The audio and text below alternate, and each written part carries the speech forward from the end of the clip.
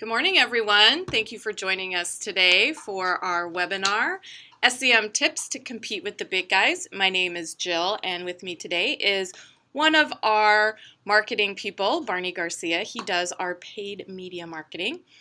Good morning, Barney. Good morning, everyone. So just a couple things before I hand this over to Barney, and you guys can learn some of the great tips he has for you today.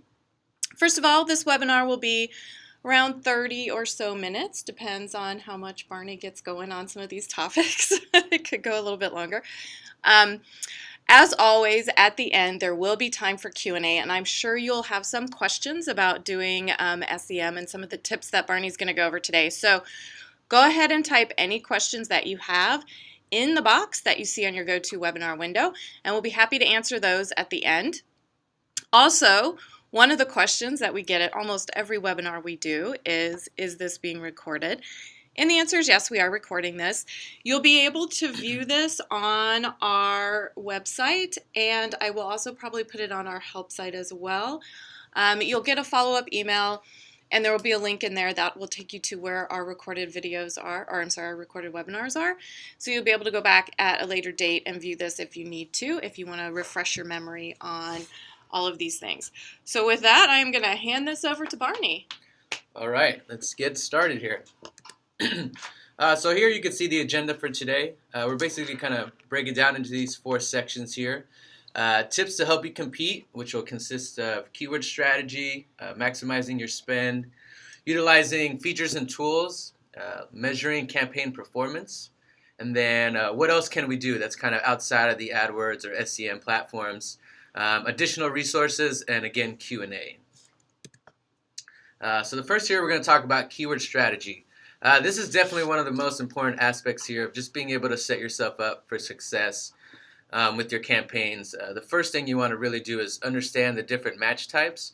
So of course, there's a broad, phrase, and exact match type. Broad being the most open, where it's going to get a lot of different matches and phrases that could fall into that, and it gets a little bit more granular, going down to exact being the most targeted, which will really be only that keyword that exactly matches the keyword that you want to target. So the reason you want to really have a good mix of these is really to limit unwanted queries, things that aren't relevant to your offering or your ads, as well as being able to stay broad at the same time, because you want to be able to capture different phrases and keywords that people may be using to find your website that you haven't really thought about. So it's always a good idea to start really broad, and as you kind of start to redefine and refine your list of keywords, you'll start to limit what those are. So you'll want to narrow down those broad and phrase matches to really get into the exact matches. Those are going to be the cheapest and the most targeted, which will really help with consistency throughout your ads as well as your landing pages. So again, start really broad with those and limit that as you start to collect really more data. The next thing really that you want to do with that is utilize long tail keywords. So again, that's the same kind of concept where it's really going to be granular. It's going to be a lot cheaper and a lot less competitive, because there's probably going to be a lot less traffic going towards those than if you have a really broad word, for example, like email marketing. So if you want to use a long tail keyword such as maybe buy email marketing, you can tell that that person's going to be a little bit more qualified. Again, there'll be less traffic, but hopefully that will help you stay a little bit more efficient in your spend. Obviously, a lot of small businesses don't have a big budget to really spend on a lot of different keywords. So you really have to be efficient as far as to what really are going to be the keywords that work for you. Like I said, maybe less traffic, but if you're able to convert more of those keywords into paying customers, that'll actually be better for you. Again, all these tips will help keep your spend down as well, which is kind of one of the main topics I think we'll be driving home today. So you're saying that for the long tail keywords is going to be a little less for a small business, and having exact under the match types will be a little less as well. Mm-hmm. So yeah, over time you can figure out where your keywords are going to fall into those. Correct. And for example, here at VR, what we like to do, especially for our major keywords that drive a lot of conversions for us, I like to kind of keep them actually on all the different match types. Again, I use the broad match type to really collect different keywords and queries that are new trends that I haven't really found up, just to see what exactly keywords and phrases people are using to get to us, and I use the exact really to hone in on those words, and it'll keep our costs down. So you can bid more on those exact words and while keeping less on the broad matches so that you don't get as many unwanted queries and things like that. Great. The next slide here we'll talk about is different ways to maximize your spend. So the first thing we're going to do here is talk about how to stay competitive through localization. And one great tool that AdWords has in particular is called geographic parting. So essentially here is when you can exclude or include certain regions depending on what's relevant for your business. Perhaps maybe you're a local flower shop, only service your local area, so you only want to have your ads on showing within your city, within certain zip codes, or within the state, depending how large you are. Here at VR, obviously, we're an online business. Anybody can use our tool. So we really show around the world. But as you can see in this example here, these are certain states that we are in currently. Another great aspect of the geographic parting, not only can you decide to show where you want to show, but you could actually adjust your bids based on maybe how effective that state is. So you can see here, Colorado, for example, we actually have a smaller bid adjustment. We actually bid 10% less, while in Idaho, for example, will bid actually 10% more in that state. So that's just a way to kind of help you stay effective. You use the data that AdWords provides you to say, these are the states that I'm getting the most conversions from. They're costing me a lot less. Maybe I want to bid more here so that we can get more conversions out of that, more bang for our buck, if you will. So that's just another good way of keeping your costs down, really only showing where you're going to get the most business, where you're relevant, so you're not really spending a lot of money to show in places where you're not really going to get business from. The next one here, these all kind of actually have to do with the same concept of day parting, geographic parting, and bid modifiers. Obviously, one easy, quick thing to do is just set a daily budget. This way you don't spend as much, any more than you want to on the daily. You kind of figure that out and factor out for the month. You could also set a monthly budget just to make sure that you don't overspend. Day parting, again, is another method very similar to geographic parting, where instead of focusing on regions and things like that, you're actually focusing on certain parts of the day. So you can see here that we've adjusted bids for certain parts of the day. Later for us at night tend to not be as productive, so we'll bid down less. But for specific businesses, again, let's say use the example of a flower shop. You may not want to show at all if you're not open for business, perhaps, or you may just want to limit the amount of traffic you're getting towards the night. Just, again, to be more efficient with your spend. You want to be able to spend your dollars where they're going to be most effective at the most efficient times of the day. So if you had, for example, a pizza restaurant, you might have your ads showing more in the evening when people are looking for pizza and on the weekends.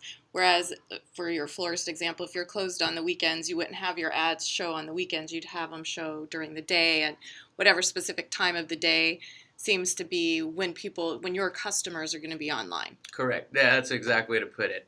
And it's similar again with the device targeting. So device targeting is you're actually obviously targeting per device. If you're not familiar, AdWords now actually looks at desktops and tablets as the same thing, but mobile is still viewed as very separately. So you could actually choose to show on mobile or not show on mobile at all. You could adjust your bids. Maybe you feel that your mobile traffic is worth a little less, so you'll bid down on those. And again, you could actually, if a mobile is very important for you, you could actually show different ads and site extensions, which I'll talk about in the next slide, to different targets within mobile. So for example, within mobile you can show them what you call a click-to-call extension, which will have the direct phone number in there, so if somebody could call you directly from their phone, or you'll have a location based on maybe where they're located. You can show them a specific ad, maybe a promotion you're certain running. So there's a lot of cool things that you could do to really only target what you feel is most important for your business, and as Jill said, where your customers are going to be. So kind of just following into the next slide here, making use of these full features and tools. I just briefly talked about ad extensions. You can see on the side here some examples of that. So there are many different types of ad extensions, but these are just a few here of what you see are site links. So if you actually look at the top right image there, you'll see pricing features, pricing options, explore our features, get started free. Those are example of site links. So they'll actually link to specific pages within your website that's not exactly the landing page that you've chosen for the main ad. It can be, but this is what you want to use to highlight different and additional information that you think that users might be interested in. Another example you see there is a social extension, which you see right under the ad description there. You'll see VerticalResponse has about 1,100 followers on Google+. Again, I talked about a click-to-call extension will actually highlight the phone number for you where somebody on a mobile can directly just call right into your business versus having to look it up and things like that. And then another example is a product or a review extension. You could highlight specific products, or you could have a third-party review there, which again just kind of highlights the importance of your business. You can show your customers that you're trusted, that people like you, they follow you on social media, so they recommend you to their friends.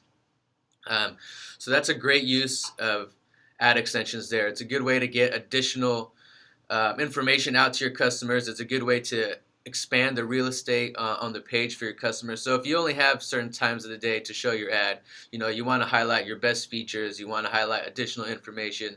So just getting as much information in there as you can on the times that you are showing, again, just helps you be more efficient with your spend and kind of compete with, larger players in the space. The next thing I'll talk about is dynamic keyword insertion.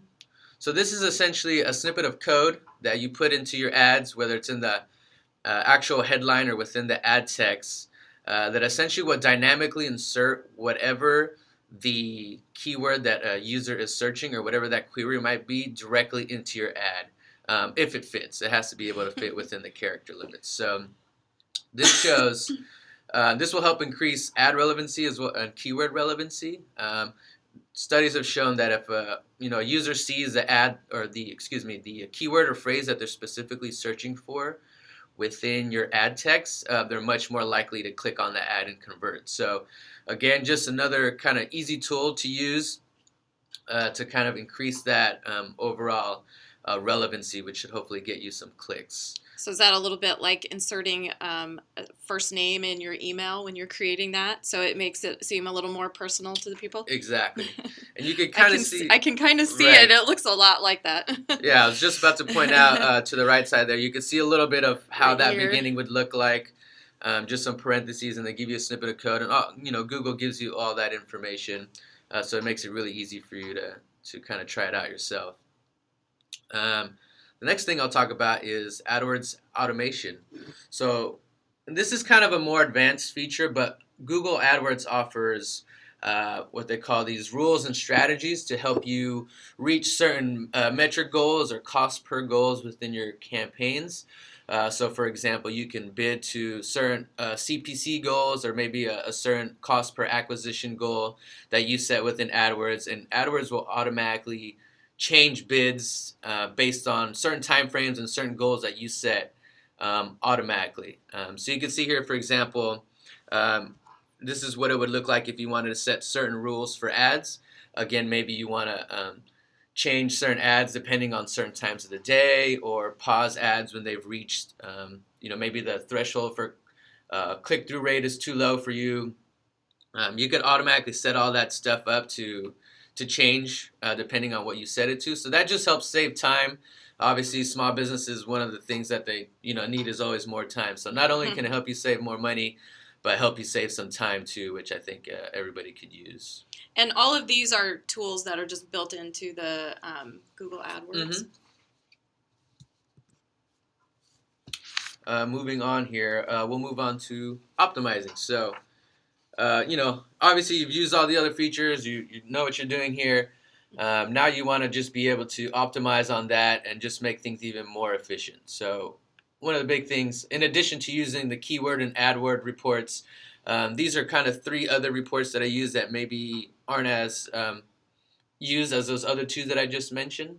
So the first one I'll talk about is Auction Insights reports. So essentially what this report does is we'll show you how you stack up against your competitors within the bidding framework, if you will. So it'll show you how often maybe they're shown at the number one position, how often are you guys shown together, different things like that. So you can really get an idea of how you are competing with your competitors. So maybe you want to bid up on certain keywords, you want to be on that top position because the top three positions tend to be the most in terms of traffic.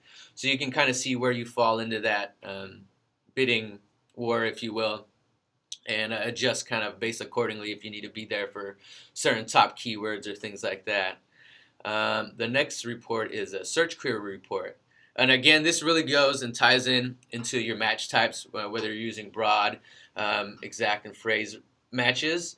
You use this report, and this report will show you all the different queries that led a user to your ad based on that specific keyword. So if it was a broad match, you'd get a really big query report of all the different broad matches that had that user get to your report. So from there, you would look at that report, you'd say, okay, obviously this is not relevant, this is not relevant. You would kind of exclude those, as well as, hey, this is a new phrase I didn't think about using. Let me add this to my campaign.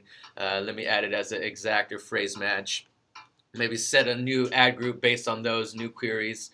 So it's a good way to get a lot more keywords, and you should always be refining your keyword list. It's not something that you just do at the beginning. You should be doing it, every month, seeing what new keywords are, what excluding, irrelevant keywords. Keep all those costs down. Helps with quality score, and all those things bring down your cost. And the last thing is those geographic and day reports that I previously talked about. Really just looking at those, figuring out, when are your most efficient and effective times of the day, and adjusting your bid modifiers based on that, or excluding geographies or times of the day entirely. Again, that just goes into really removing and changing what isn't working. Looking at those keyword reports, those ad reports, really removing anything or pausing ads that aren't working for you, have really low click-through rates. Maybe a keyword is costing you too much to acquire a customer. And really, just because a keyword is relevant doesn't mean that you have to bid on it or have to be in that number one position. You want to be able to do what's best for you. So sometimes, bidding more on certain keywords and bidding less on maybe more popular keywords might be the right mix for you to just be able to stay within your certain cost per acquisition goals, and hopefully get those, get an increased budget once, your boss sees how effective you're being. And again, last, the most important thing that you can't stress it enough is testing. Multiple versions of ads, multiple versions of landing pages, really going through variations. Once you find one version that seems to work better, then test that version against a new version. You always want to be reiterating and trying to get to the best possible combination of landing pages, ads, and keywords. So testing is never done. That's something that should be doing all the time. And I know here, anytime we test really anything on our marketing team, we always think, oh, this is going to be the thing. This is the one. And then our customers or our potential customers always prove us wrong. There's always something that you're going to learn when you're testing something. Learn about your customers or the people who are looking for your business online. So there's always room for testing, right? Absolutely. Email, social, search engine marketing, whatever you're doing, testing always is the answer. Definitely. So now you're probably wondering, okay, cool, I've done all this, I've looked at my reports, I've optimized, got a good keyword strategy, what else can I do? So there's actually a couple other different things that you could do that are really outside of, what you can actually do within the AdWords or Bing platforms. So number one is really focusing on writing good ad copy. You can do all these things, but really what's going to be important is how effective and how enticing is that ad.